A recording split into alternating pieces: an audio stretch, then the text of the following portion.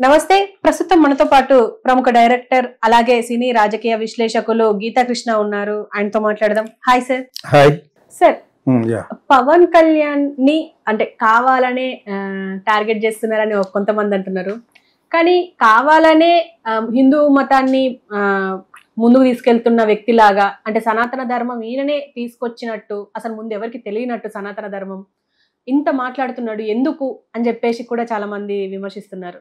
మీరేమంటారు సార్? యాక్చువల్గా పవన్ కళ్యాణ్ వాళ్ళ ఇంట్లో పెద్ద దేవుడి మీద నమ్మకం లేదన్నట్టుగా ముందు రకరకాల చాలాసార్లు చెప్పుకున్నారు, అందరూ చెప్పేశారు.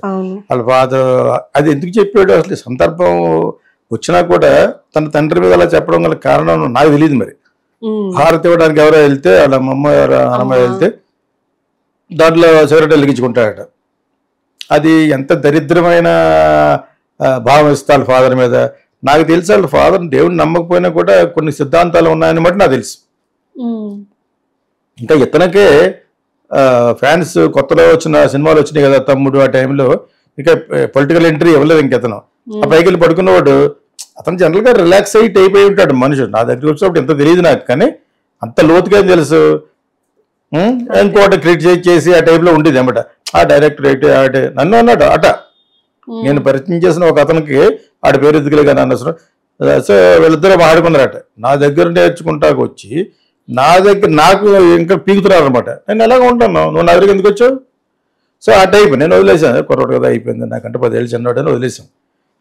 తర్వాత వాళ్ళ ఫాదరు మాకు చెప్పింది ఏంటంటే, ఫ్యాన్స్ని వచ్చిన వాళ్ళని తిడుతున్నాడు. ఇంకా నేను చిరాకు పడతానన్న మొన్న చిరాకు కాదు, తిట్టితే ఈయన వెళ్ళి లెసన్ పీకాడట. ఫ్యాన్స్ లేకపోతే మీ అన్నయ్య లేడు, మీ అన్నయ్య లేకపోతే నువ్వు లేవు, మీ ఇద్దరు లేకపోతే నేను లేను అన్నాడు. అంటే అది చాలా చమత్కారంగా చెప్పాడు. అంచేత ఆయన గురించి ఈయనకి సెంటిమెంట్ లేనట్టుగా, దేవుడు అంటే అసలు నమ్మకం లేనట్టుగా ఒక సీన్ చెప్పాడు. హారతిలో వెలిగించుకోవడం అంటే ఎంత దుర్మార్గుడు, ఎంత దరిద్రుడు అయితే అలా చేస్తాడు. ఇప్పుడు నేను అంటున్నాను, ఐఎమ్ ఫ్లేరింగ్ అప్. మనం హిందూ సనాతన ధర్మం గురించి, హిందుత్వం గురించి మాట్లాడడానికి అర్హత ఉన్నవాళ్ళు మీరు కాదు. అతను ఆ పొజిషన్లో ఉన్నాడు, నువ్వు ఎందుకు తిరిగిపోతావు? ఒక కాపులను రిప్రజెంట్ చేస్తున్న నువ్వు ఒక అబ్సల్యూట్లో మెజారిటీతో గెలవడం అనేది కాపులందరికీ గర్వకారణం. దాన్ని నువ్వే నీ గొయ్యి నువ్వే తవ్వుకుంటున్నావు. ఎవరిని చూసి? బీజేపీని చూసి. బీజేపీ రేపు ఉంటుందో ఉండదు నీకేం తెలుసు? అక్కడే షేకీగా ఉంది పరిస్థితి. అతనికి ఒక జనరల్గా ఎవరికి నాలెడ్జ్ తక్కువ. కొంత ఈ మధ్య నేర్చుకుంటాడు లాంగ్వేజ్, అంత లేకపోతే జనరల్ నాలెడ్జ్ నిల్లు. వాళ్ళ పేర్లు చెప్తుంటే నన్ను బాగా ఫీల్ అవుతాను. మీరు ఫీల్ అయినా కూడా మీకంటే ఎక్కువ తెలుసు నాకు, ప్లస్ నా కులస్తున్నారు. అయినా కూడా ఎందుకు చెప్తున్నానంటే, నాలెడ్జ్ ఇస్ పవర్గా మీరు మాట్లాడాలి. కానీ అప్పుడు ఈ మొన్న గెలిచే ముందే రకరకాలుగా వాగాడు ఎవరో మన పవన్ కళ్యాణ్. అలా ఎందుకు దొరుకుతావు? యాక్చువల్గా మౌనంగా ఉండొచ్చు. మొన్న వరదలు వచ్చినప్పుడు సింగపూర్ అక్కడికి వెళ్ళారు, మీరు రష్యా అక్కడికి వెళ్ళారు కదా. అలా మౌనంగా ఉండి నేను ఎలా కొన్ని ఆటల గురించి వెళ్ళాను, నేను వచ్చినా కూడా ఫ్యాన్స్ని కంట్రోల్ చేయలేదు. రేపటి జనాలు సాగు బతుకులు ఎడుతుంటే నీ దగ్గర ఫ్యాన్స్ వస్తారా? నాన్ సెన్స్ అది. ఇటువంటి పెద్ద పిక్చర్ ఇవ్వడం అనేది నేను ఇప్పటివరకు ఎందుకు మాట్లాడలేదంటే, నువ్వు సనాతన ధర్మం గురించి మాట్లాడే అర్హత లేదని కొంతమంది అన్నారు. అదేం తప్పది. సనాతన ధర్మం గురించి మాట్లాడే హక్కు నాన్ హిందూస్ కూడా ఉంది. హిందుత్వం చాలా గొప్పది అని ఒక క్రిస్టియన్ కూడా అన్నాడు. హిందూ మతం అంతటి ఏన్షియంట్ అసలు లేదని ప్రపంచంలో చాలా పెద్ద పెద్ద మేధావులు అన్నారు. అంటే వాళ్ళు హిందువులే ఉండకని అవసరం లేదు. ఆ విధంగా అతనికి రైట్ ఉంది. సనాతన ధర్మం గురించి మాట్లాడే రైట్ బాగా వినాలి అతను కూడా, పవన్ కళ్యాణ్ కూడా. You have all the right to speak, కానీ you should not have spoken like that. మీ ఫాదర్ గురించి కానీ మీ గురించి కానీ ఇలా మాట్లాడకూడదు. అసలు నీకు కూడా అటువంటి సెంటిమెంట్ లేని మూలనే maybe you would have married so many people అని కూడా ఎవరో అంటున్నారు. నువ్వు వచ్చి సనాతన ధర్మం గురించి మాట్లాడడం ఏంటి అన్నారు. అది పొరపాటు. సనాతన ధర్మం గురించి మాట్లాడాలంటే నువ్వు హిందువే ఉండవసరం లేదు. దాని యొక్క హిందుత్వం గొప్పతనం మాట్లాడాలంటే హిందువే ఉండవసరం లేదు.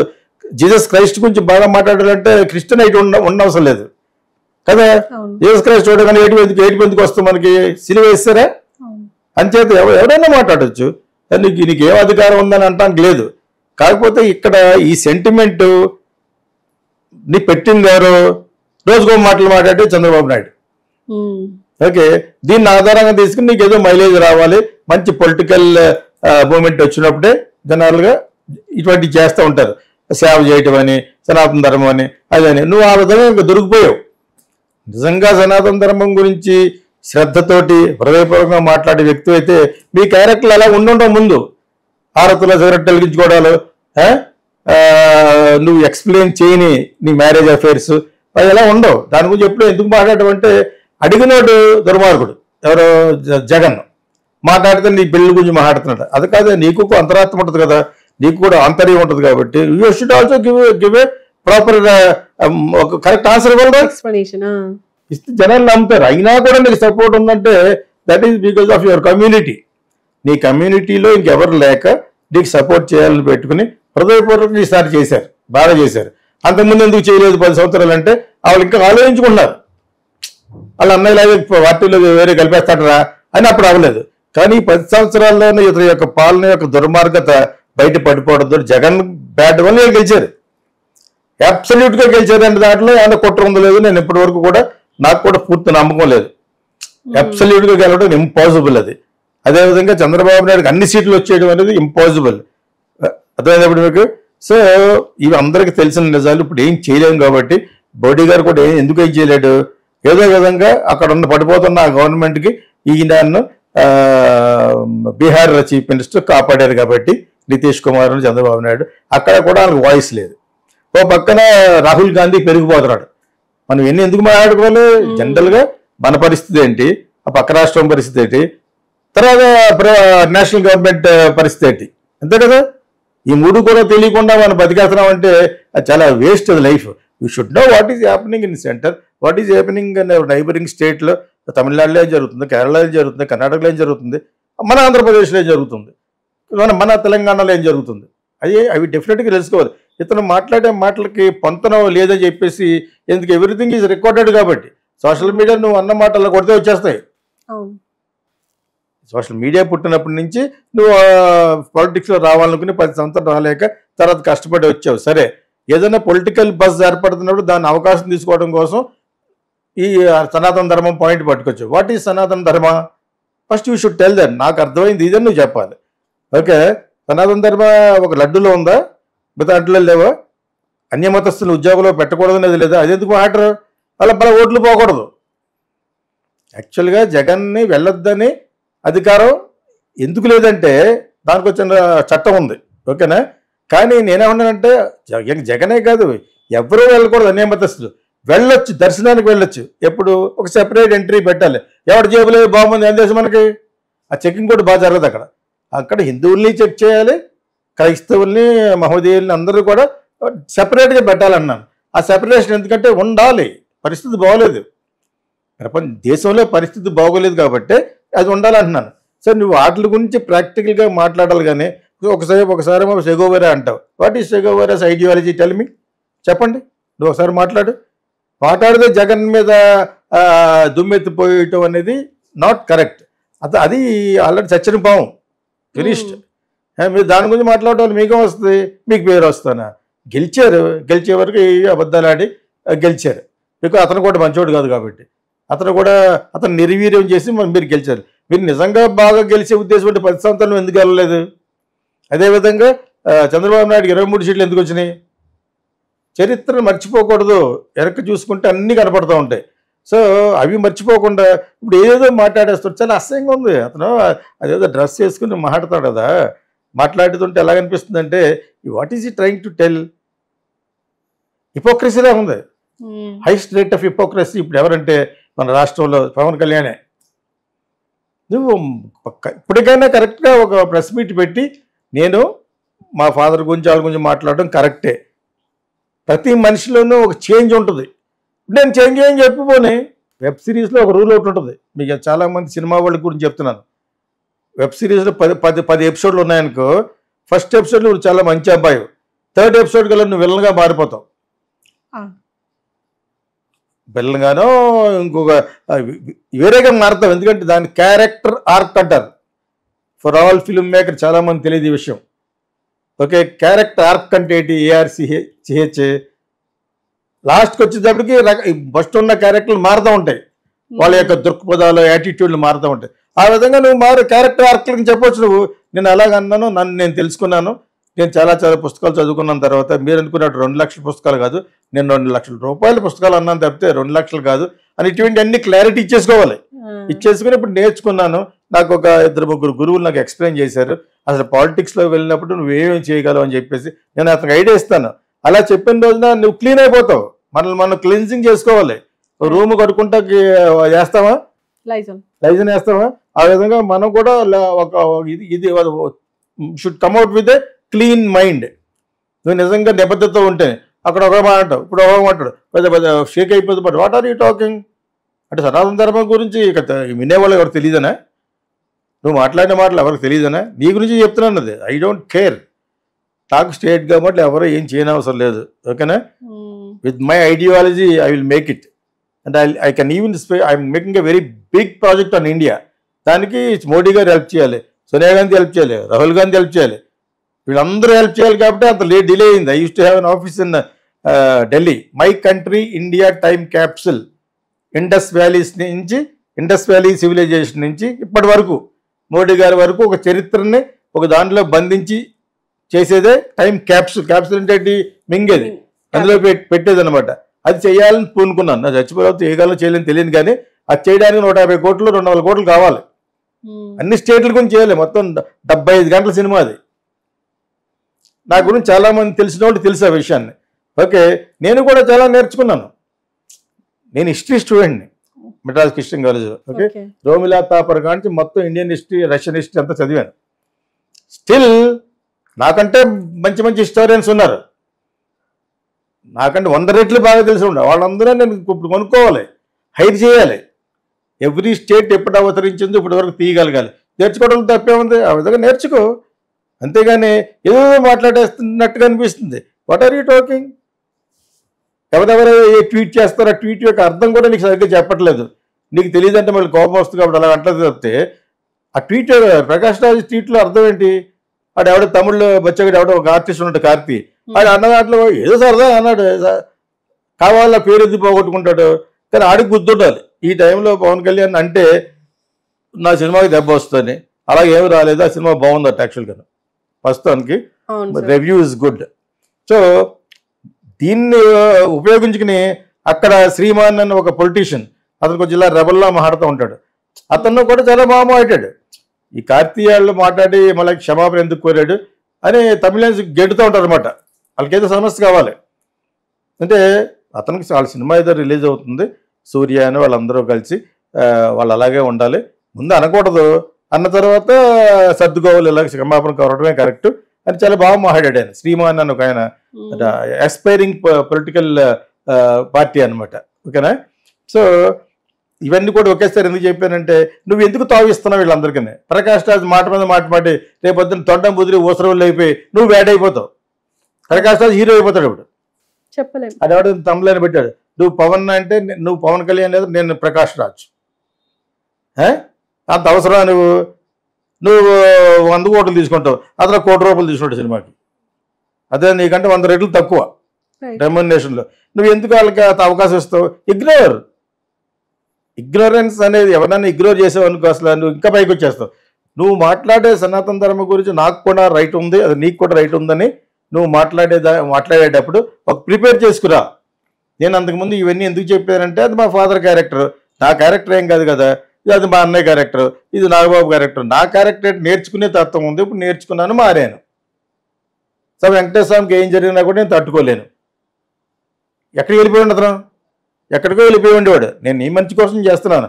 ఎవరన్నా ఇంత విపులీకరించి చెప్పకపోతే నా ఓన్ ఛానల్ మీద వాళ్ళ జనసేన వాళ్ళు కంప్లైంట్ చేసేవారు. సంవత్సరం వరకు మానిటైజేషన్ అవ్వలేదు అది. అయినా డోంట్ కేర్ అండి, డబ్బుల కోసం పెట్టలేదు ఛానల్. నా యొక్క వాయిస్ వినిపించడం కోసం ఫైర్ బ్రాండ్ అని పెట్టాం. అది పక్కన పెట్టి ఇండియన్ ఫైర్ బ్రాండ్ అని పెట్టిన 3వ రోజుకి అది ఓకే అయింది, అది మానిటైజేషన్ అయిపోయింది. నిజంగా మానిటైజేషన్ అయిపోయి ఆ డబ్బులు సంపాదించుకుందా నా ఉద్దేశం లేదు నాకు. బట్ స్టిల్ వాళ్ళు సరిగ్గా అర్థం చేసుకోవాలి. నా వీడియోనే సరిగ్గా అర్థం చేసుకోలేపారు మీరు. అండ్ ప్రకాష్ రాజ్ చెప్పింది ఎలాగ అర్థమైంది నీకు? You did not say anything. Either నీకు ఇంగ్లీష్ అనే రాదేమో, వాళ్ళు మాట్లాడే మాటకి అర్థం అనేది తెలిసి ఉన్నాడు.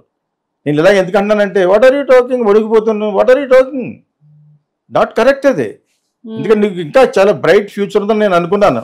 అబ్సల్యూట్గా మొత్తం 21 సీట్లు గెలిచినప్పుడు నెక్స్ట్ అతను సీఎం అవ్వాలి, అవుతాడు ఇంతకాలం కష్టపడినందుకు అని అనుకున్నా. కానీ ఆ అభ్యుదయ భావాలు కనపట్లేదే, ఆ భావాలు కనపట్లేదు. ఏదో ఎమోషనల్గా మాట్లాడేస్తున్నాం. దీన్ని ఎవరు అడ్వాంటేజ్ తీసుకుంటారు అది కూడా చెప్పేస్తాను ఫ్యూచర్లోను. ఏమీ మాట్లాడకుండా సైలెంట్గా చేసుకుని పోయి ఆ రెడ్ బుక్ ఓనరు బెనిఫిట్ అవుతాడు. రెడ్ బుక్ ఏమంటే ఎవరు? ఎక్స్ పప్పు కదా, లోకేష్. ఆయనకేముంది, ఆయన టైం అయిపోయింది. మూడు సార్లు చేసాడు ఆయన. ఫిట్టింగ్ పెట్టి వెళ్ళిపోతాడు ఆయన. ఓకే, అంచేత ఇప్పుడు చంద్రబాబు నాయుడు గారు వాళ్ళ అబ్బాయి ఫ్యూచర్ చూసి వెళ్ళిపోతాడు. ఇంకా ఆయన ఇంకో 10 సంవత్సరాలు చేశాడు కదా. చేసినా కూడా ఈయనకి మోడీ గారు కూడా ఒక ఏజ్ వచ్చేసింది. They are not eligible to stand contest in elections యాక్చువల్గా అయితేనే. మోడీ గారు తప్పుకోవాలి. మీకు అర్థమైంది మీకు. కాకపోతే మోడీ గారు is keeping that respect in other countries. ఆ ఒక్క దాని గురించి ఆ గ్లామర్ ఉంది ఆయనకి. ప్రపంచంలో చాలా దేశాల్లో ఈయనకి మంచి గ్లామర్ ఉంది. అట్లీస్ట్ దానికోసం ఇంకోసారి చేయొచ్చని అనుకుంటాం.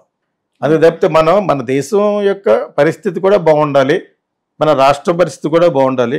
తెలంగాణ కూడా తెలుగు వాళ్ళదే కాబట్టి ఆ రాష్ట్రం కూడా బాగుండాలి అని నేను మాట్లాడతాను. ఇంతకు మించి ఏముంటుంది? What is there enmity to with all these people?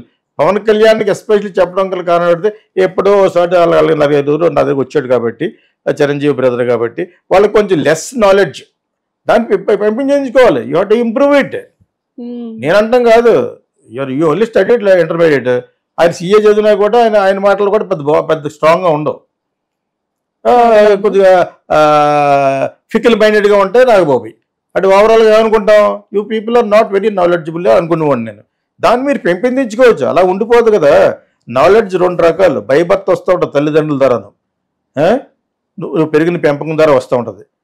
అది కాకుండా 2వ రకం నాలెడ్జ్ ఏంటంటే ఎక్వైర్డ్ అంటారు. Acquired knowledge. You must acquire. అన్నిట్లోనూ నాకు ఎలా మాట్లాడగలను ఎవడో అడిగితే ఐ ఎక్వైర్డ్. ప్లస్ నాకు సినిమా అంటే బాగా ఇష్టం. ప్రపంచంలో ఏ సినిమా గురించి మాట్లాడగలను, అన్నీ నేర్పగలను. Okay, and at the same time మిగతావి కొన్ని ఉన్నాయి కదా. ఇంటర్నేషనల్ పాలిటిక్స్ చూస్తాను, ఇంటర్నేషనల్ మోడర్న్ మిస్టరీస్, మనం నమ్మలేని నిజాలు చూస్తాను. అదే కోకిల. అర్థమైందా? అవన్నీ కూడా నాకు ఇంట్రెస్ట్. ఎలా తెలుసుకోవాలి? Learning is a super power, knowledge is a power. నేను అలా నేర్చుకోవాలి తప్పితే నువ్వు ఏదో మాట్లాడేసి ఏదో డ్రెస్ చేసేసుకుని కొంచెం తుడిచేసి. మోడీ గారు చేశాడు, ఆ తుడిచిన దానికి చెప్పండి. ఏమన్నా రామ్ టెంపుల్ కట్టాడు, అక్కడ గెలిచాడు ఆయన. ఎంత జోక్ అంటే వీళ్ళు ఎక్కడైతే హిందుత్వాన్ని పెట్టారో అక్కడే వీళ్ళు ఓట్లు తక్కువ వచ్చినాయి. దట్ ప్రూవ్స్ ఓటు వేసేవాడు తిరుగు తక్కువవాడు కాదు ఈ రోజున. ఎవ్రీబడి ఈజ్ వాచింగ్ అని చెప్పి ఇప్పుడు నువ్వు అనవసరంగా బ్యాడ్ అయిపోతున్నావు. You're talking something nonsense. Not సనాతన ధర్మం గురించి ఎత్తుకున్నాడు స్టాలిన్ కొడుకు. వాళ్ళ పార్టీ ఉంది కాబట్టి ఈ రోజు నిన్న అతన్ని ఉప ముఖ్యమంత్రి చేశారు. అది తప్పనే వస్తుంది. మొత్తం అన్ని పార్టీలకి కోపం వచ్చేసింది. నిన్న కాక మొన్న వచ్చిన కుర్రోడేడు, వీడికి ఎలాగే ఉంటుంది. ఒక పక్కన యాక్టర్, వాళ్ళ ఫాదర్ ఉప ముఖ్యమంత్రి చేశారు అతను, ఉదయనిధి స్టాలిన్. సో అతను మాట్లాడాడు సనాతన ధర్మం గురించి. నీకేం హక్కు ఉంది? నీకు అసలు సనాతన ధర్మం అంటే తెలియదు ఆడికి. ఇప్పుడు ఆడు మాట్లాడు కదా, నువ్వు మాట్లాడావు అనుకో, అటు మీ ఇద్దరికి ఏం తెలియదు అని తెలుసుకుని మాట్లాడాలి. తెలుసుకుని మాట్లాడి సందర్భం ఒకటి ఏడ్చింది, ఆ సందర్భం ఉండాలి తప్పితే. ఇప్పుడు మోడీ గారు మాట్లాడారు అనుకో, ఆయన హిందుత్వంలోంచి వచ్చాడు, ఆర్ఎస్ఎస్ నుంచి. ఆయన మాట్లాడచ్చు, నువ్వు మాట్లాడటం తప్పట్లేదు. Know everything and speak. You must know fully about Sanatana Dharma. ఆ మాట్లాడేవాడి యొక్క చరిత్ర అంతకుముందు పోలేదు. మీ ఫాదర్ ఆరతులు సిగరెట్ వెలిగించుకుని మీ అమ్మాయి ఇలా చేసేటప్పుడు కానీ ఇవన్నీ కాదు. నేను మారాను, నేను నేర్చుకున్నాను. ఆ హిందుత్వంలో ఉన్న మాధుర్యాన్ని, ఆ గొప్పతనాన్ని, ఇంత పురాతనమైన ఈ హిందూ సంస్కారం యొక్క గొప్పతనాన్ని నేర్చుకుని నాకు ఇప్పుడు నా హృదయం కరిగిపోతుంది. జగన్ లాంటి వాటి ఇలాగ లడ్డూ లేదు కలిపాడు, అప్పుడు మాట్లాడవచ్చు. అందుకని ఊరుకునే సంధానం ధర్మం గురించి మాట్లాడితే ఉదయనిధి స్టాలిన్ వచ్చాడు. Udhayanidhi Stalin they don't believe in God. In fact Udhayanidhi Stalin వాళ్ళ అమ్మ రోజు టెంపుల్కి వెళ్తుంది, స్టాలిన్ గారి వైఫ్. అర్థమైందా? అదంతా ఈ పార్టీ గురించి చేస్తూ ఉంటాడు. అంటే అతను వెళ్తాడో తెలియదు కానీ, నాకు ఉదయం అబ్బాయి వెళ్తాడో తెలియదు కానీ, but they are doing very well. Settle అయిపోయారు. తరతరాలకి ఆస్తి ఎవరు సంపాదించారు? వాళ్ళ తాత సంపాదించాడు, కరుణానిధి. అది ఈయన వీళ్ళ పెద్ద అనుకో ఉంటాడు మధురైలో, కరుణానిధి గారి పెద్ద అబ్బాయి. అతను మెడ్రాస్లో సెటిల్ అవ్వలేదు కాబట్టి అక్కడ అతను కింగ్. మధురైలో పెద్ద రౌడీ, పెద్ద కింగ్ అని అతను. అదే చేత ఇప్పుడు ఇతను కొత్తగా సంపాదించింది ఏం కాదు డిఎంకే వాళ్ళకి. సో అతను మాట్లాడినా కూడా చాలా హాస్యాస్పదం అనిపించింది. ఎందుకంటే పెరియార్ రామస్వామి అన్నవాడు బ్రాహ్మిన్స్కి ఎగెనిస్ట్, హిందూయిజంకి ఎగెనిస్ట్, డిఎంకే ఫర్.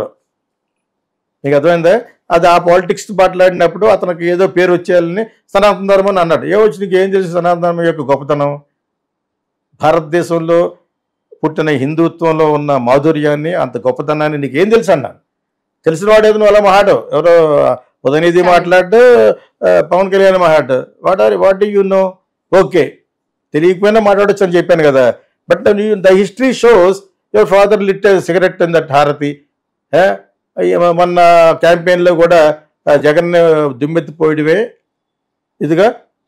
యాక్చువల్గా Chandrababu Naidu has used you, నేను వాడుకున్నాడు అంతే. సింపుల్గా చెప్పాలంటే నువ్వు వాడబడ్డావు అంతేనా? అది ఏదో చేశాడు కదా, ఏం తెలియకుండా అందులో అది కలిసింది ఇది కలిసింది. ఆయన యొక్క నైజం అది. ఎదుటి వాడిని బ్యాట్ చేయడం ఆయన నైజం అది. I cannot tell more than this. I wish Pavan Kalyan all the best. తెలుసుకుని నీలో మార్పు వచ్చిందని వెబ్ సిరీస్లో ఎలాగైతే క్యారెక్టర్ ఆర్క్ ఉందో అలా చెప్పి వస్తే నమ్ముతారు. ఇప్పుడు కూడా still there is a chance for you. అంతేగాని నీకు ఆల్రెడీ ఆక్స్ఫర్డ్ యూనివర్సిటీకి డాక్టరేట్ ఇచ్చిన లెవెల్లో మాట్లాడావనుకో, nobody will accept, nobody will allow and nobody will relish. Like చేయరు. ఎందుకని ఏం చెప్తాం? దీంట్లో కూడా చాలా బ్యాడ్గా ఫీల్ అయ్యారు కాపులు. మీరు మూర్ఖుల కింద లెక్క. మీ మంచి కోసమే చెప్తున్నాను, వాళ్ళ మంచి కోసం చెప్తున్నాను. అతను మళ్ళీ సీఎం అయ్యి ఇవన్నీ తెలుసుకుని నేను మారన్న క్యారెక్టర్ ఎన్టీ రామారావు గారి సినిమా ఉండేది, నేను మారానని. ఆ విధంగా మారింది చెప్పాలి జనాలకి. కమ్యూనికేషన్ బాగా చేసుకోవాలంటున్నాను అనమాట.